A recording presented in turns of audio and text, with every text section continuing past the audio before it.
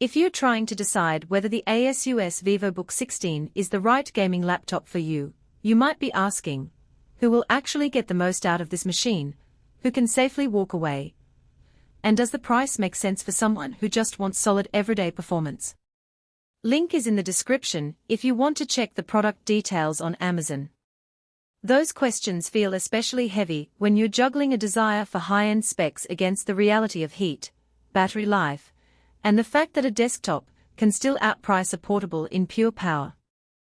I spent the last week swapping the Vivobook into a few different scenarios, a couple of long gaming sessions, a day of video editing, and a typical commute with the laptop perched on a cafe table. What stood out was how quickly the machine's character became apparent.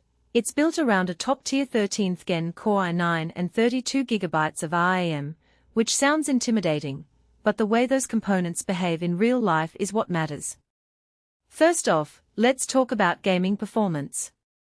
The i9-13900H is a beast on paper, and in practice it keeps up with most modern titles at 1080p high settings without dropping frames.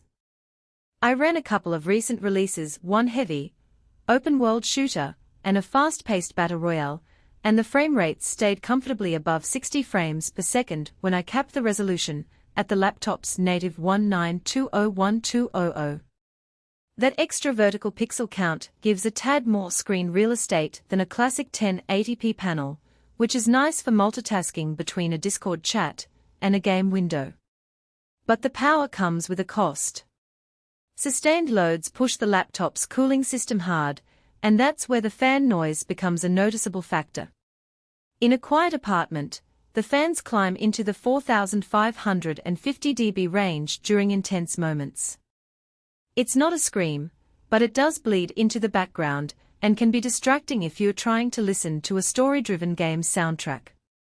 The heat spread is decent, the chassis stays warm, but not scorching, and the keyboard stays comfortable thanks to the backlit chiclet layout with a numeric pad. The keys have a short travel that feels responsive for rapid combos, though they are not as deep as a mechanical board, which some competitive players prefer. Battery life is another reality check.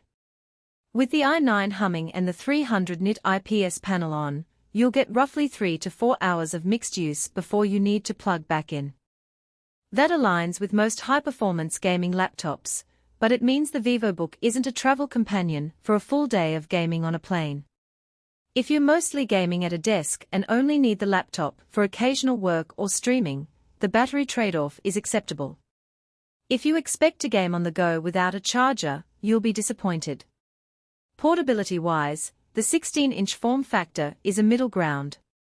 It's larger than the typical 15-inch ultra-thin models, so it doesn't fit comfortably into a small backpack, but it's still far lighter than a desktop tower. The anti-glare screen does a decent job of cutting reflections in bright cafes, and the 300 nit brightness is adequate for indoor use, though it struggles a bit under direct sunlight. For gamers who also edit videos or run multiple apps, the 1TB PCIe Gen 4 SSD provides swift load times and plenty of room for large game libraries, and the 32GB of DDR4 RAM means you can keep several heavy programs open without hitting a memory wall. Now, who should consider buying this laptop?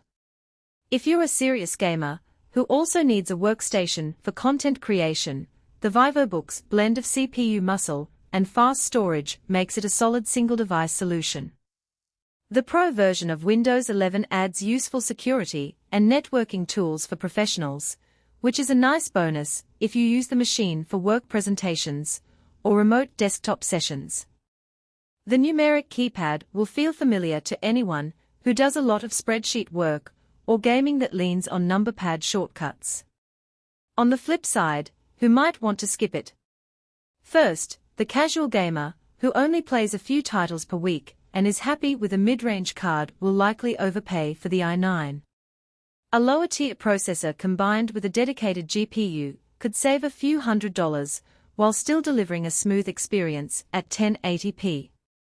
Second, anyone whose primary concern is silent operation will find the fan ramp up during long sessions a bit intrusive. There are quieter thin and light options that sacrifice raw speed, but stay whisper quiet.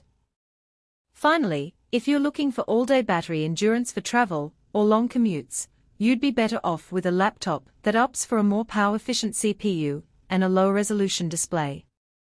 Practical strengths are clear, the raw performance is there, the storage is fast and spacious, and the keyboard feels solid for both gaming and typing.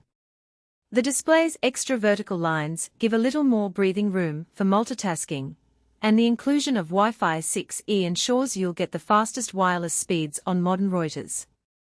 The drawbacks are equally tangible: fan noise under load, a battery that feels more like a plug-in when you need it accessory, and a price tag that nudges you into the premium.